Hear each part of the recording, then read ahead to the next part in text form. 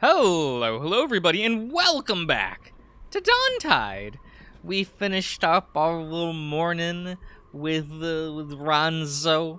Now we're at the harbor. You know, gonna meet up with a lad. You know. No, excuse me. Amidst the familiar scene, a pale figure reclines against the railing. His open shirt billows across a yellow tea beneath. Ah, I see. 1 foot crossed behind another, laced tight in black shoes. His gaze finds me. Riley. Hey. I hope I didn't keep you waiting.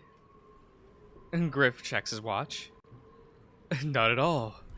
5 exactly. It's more like past 10. Or 10 past, sorry. Right, good. Shall we walk?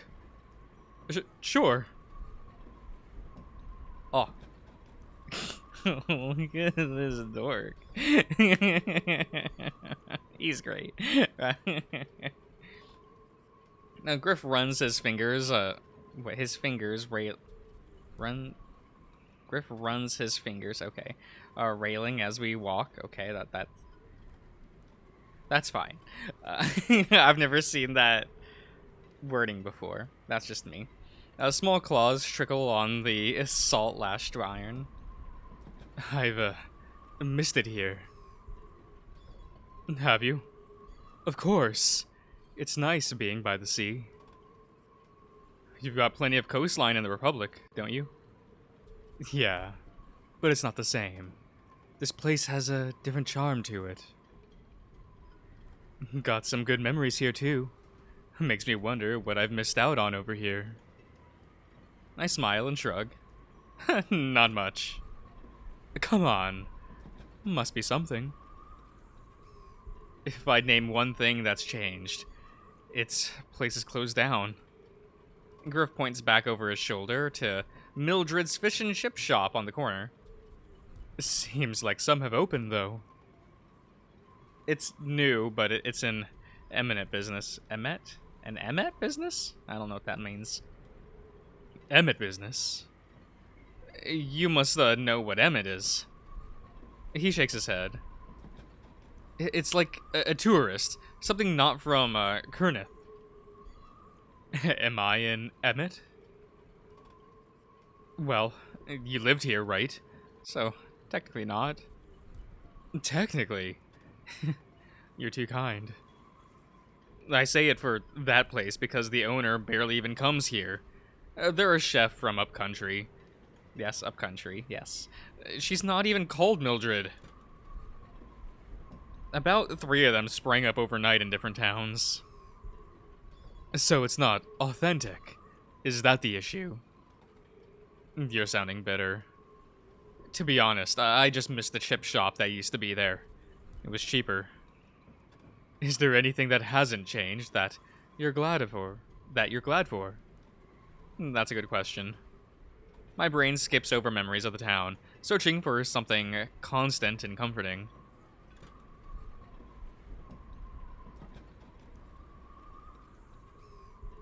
We're gonna go with that one. I reach inside my chest and feel around for a familiar sensation. Something distinctly Porthwarren. Air. There's something nice about the sea air. It can get pretty intense in a good way. It can be unforgiving, but it knocks some life into you. Can't imagine living somewhere without it. I'd feel too stiff. There's a wildness to it, isn't there? Right? It's good at keeping you going when you're in a low mood. I remember sitting at home, at the cliffs, and hearing the wind rattle the windows, whistling through the brackets. Makes you appreciate shelter when you've got it. Well, when you live along the cliffs... I flash a shallow smile. He tries to return one, but there's a tension pulling it down. I know things were difficult last time I saw you. Things have picked up a bit since then, thankfully. Liar. He stops. He turns. His smile comes back. About time we got something, don't you think? Griff nods over the Harborside restaurant. It's quite a fancy one. Floor-to-ceiling windows, a contemporary interior. I definitely can't afford it. Sure. Great. Let's see if they have a table. Oh. Well, look at this. Look at this lad. Would you like to try the wine, sir? A plucky waitress offers a bottle to Griff. Please. Everything in this place shines a little brighter.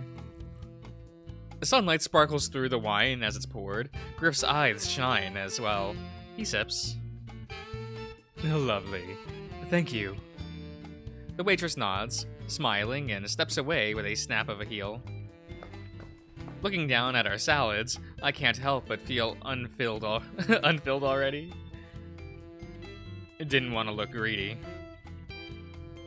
Griff raises his glass to mine. Cheers. I take a drink. The wine is pleasantly dry, full-bodied, with a note of, Why do people talk like this about wine? What is it, guys? Look, I'm not a wine person. It has been probably upwards of, 7 years since I've even had a sip of wine. But, what does this language mean? What does full-bodied mean for wine? Please tell me. I'm curious, but I'm way too lazy to look it up. You don't know what the note is. It tastes like wine. As I'm taking my first bite, Griff holds his arms and asks, So, Mr. Coates, where do you see yourself 10 years from now? Don't talk with your mouth full. Griff waits patiently. I play into the tone he set. Well, I've spent the last 10 years developing my niche, my brand. Still working on your act, then? Your art, then? I shake my head. Music? I shake again. What then? What's the brand? You certainly got a brand around town. Best not to mention that. I guess I'm still working it out. A free spirit? Not quite that poetic. You must have something. You said things were moving up. I turned the leaves in my mouth, peppery and slick with olive oil. It buys me time to think of what to say. I wasn't really happy with what I made. Doing it for uni stressed me out. Trying to do it outside of uni stressed me out too. I wear a smile. It wasn't meant to be. Griff pauses. That doesn't sound like the Riley I know. I hold the smile. Maybe I'm not. He looks me up and down. You sure look different, but that's to be expected. But when I saw you yesterday, even with the new look, I knew that was you. Griff twists a fork into a bed of leaves. You have a tell. A tell? What do you mean?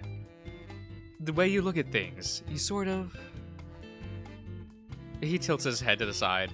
His eyes flick to different points in the room, resting there for a while before moving to the next. I don't do that, do I? It's something I've always picked up on.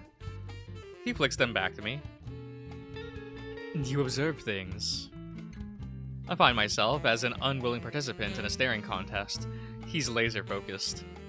The wind from the bay makes itself visible in the fabric of his shirt.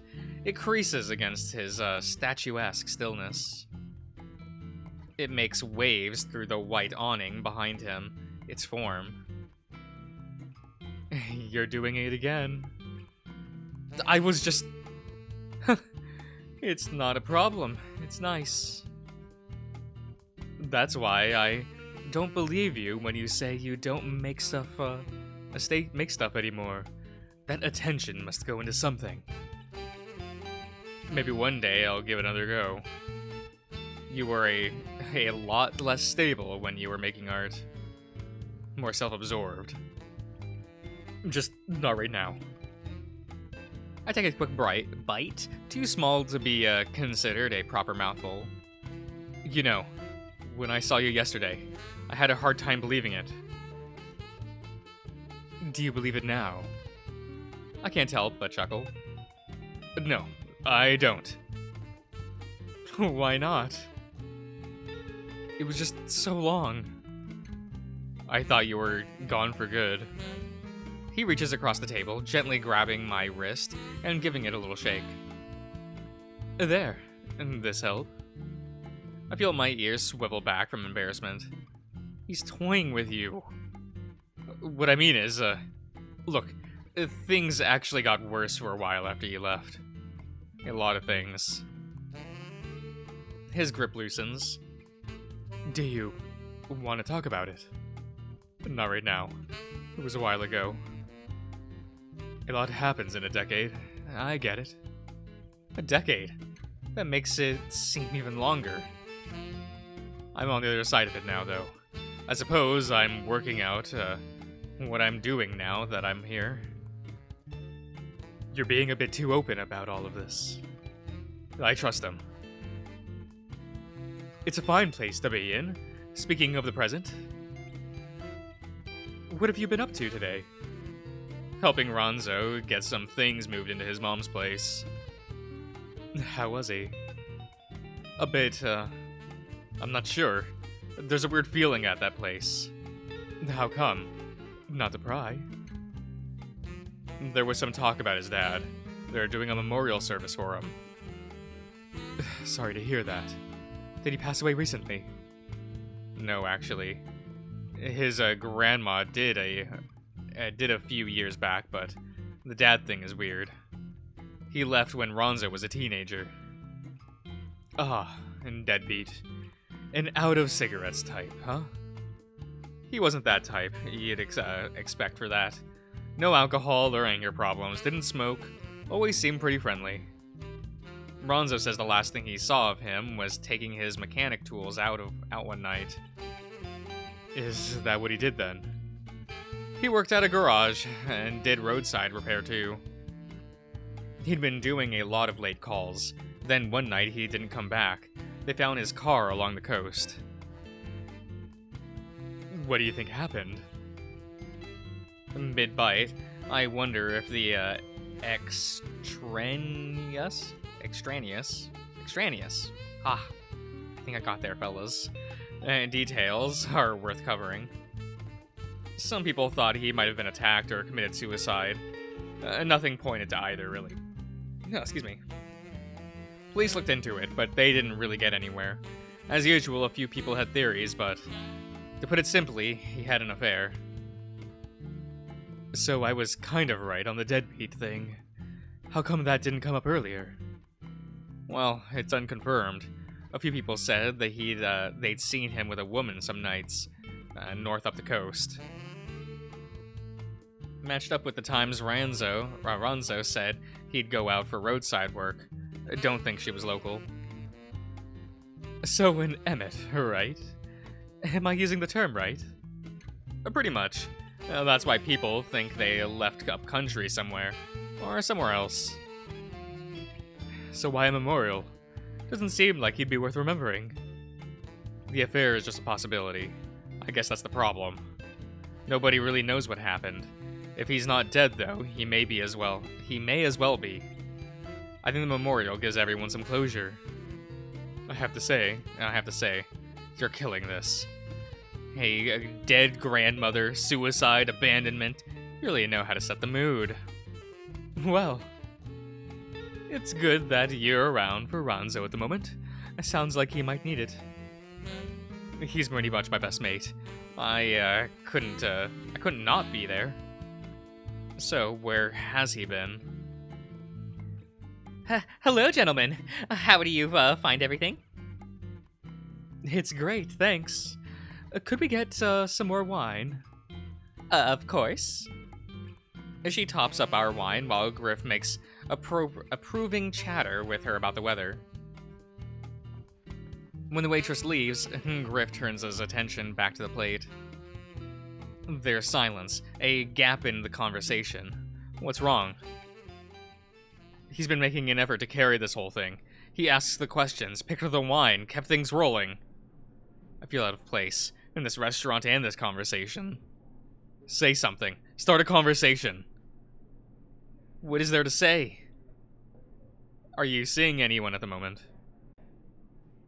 His eyes go wide for a second, a shallow laugh. He brings a napkin to his mouth. I've seen some people. Seen? You know what he means. I've had some interests, here and there, on and off. I haven't decided to lash anyone to the mast yet, though. God. It's kinda tricky, though. I'm never in one place long enough to put down roots, let alone really consider something like that an option. You should put down roots here.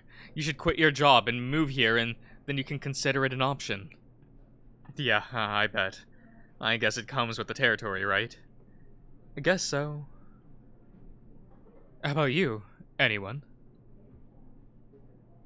Oh yes, our Riley has the pick of the lobby? No. Bet you've had some good ones, though. What do you mean? Come on. When you were young, you'd take me for walks by the sea. You'd draw, you'd paint, you'd write songs. You're romantic, Riley. It's written all over you. I don't know about that. Don't hide it. And tell me about all the teenage crushes. Bad idea.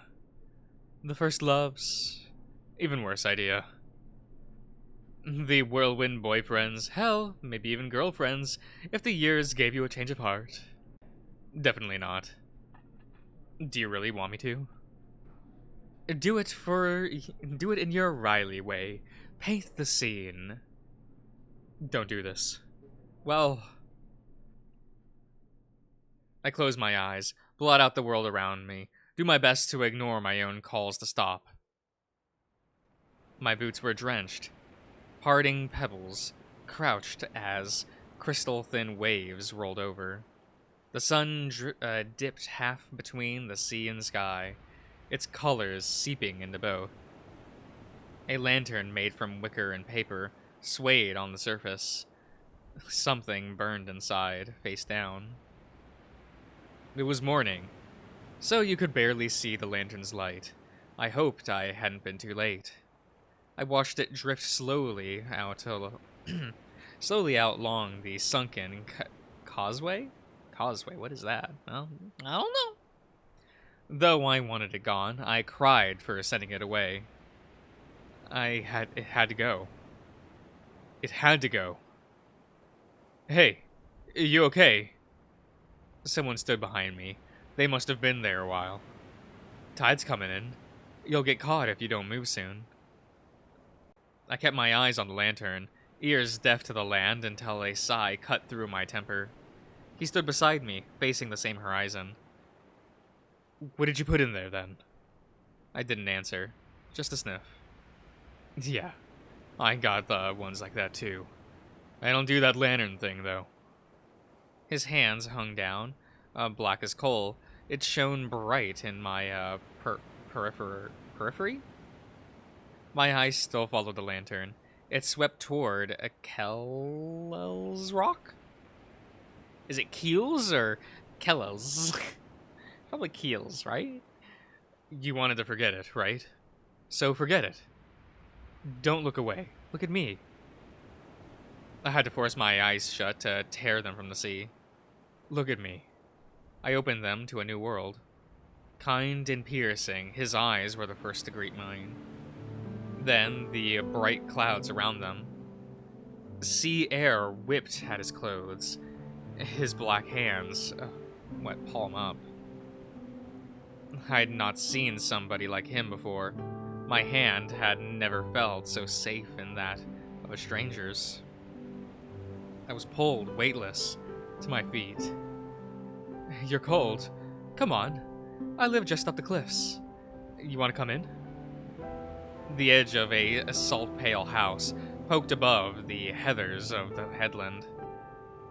Thank you. We turned our backs to the lantern and to the sea. I walked with him, parting pebbles together. He brought me back to land. That's how I met my first and last boyfriend. Riley. I feel my chin, wrinkle. I swallow the feeling. Good story, right? Have you really? No. What can I say? You set the bar too high. I'm sorry for... I shouldn't have brought this up. I brought it up. I asked about relationships. It's alright. Everything good for you, gentlemen? The waitress is back. Griff switches gear. Wonderful. Thank you. Would you like to see the deploy the life jacket? Could we get the bill, please? Of course. And she pulls out a black book and a card reader. Riley, are you alright? I'm fine. Really.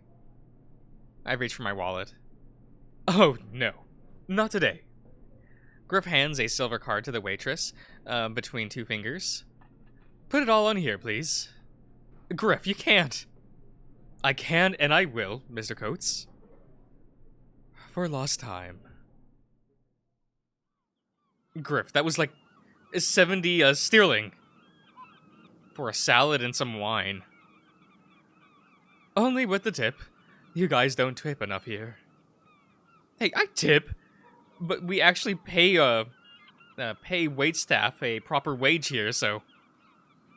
So you don't want to get good tips at the cafe? I didn't say that.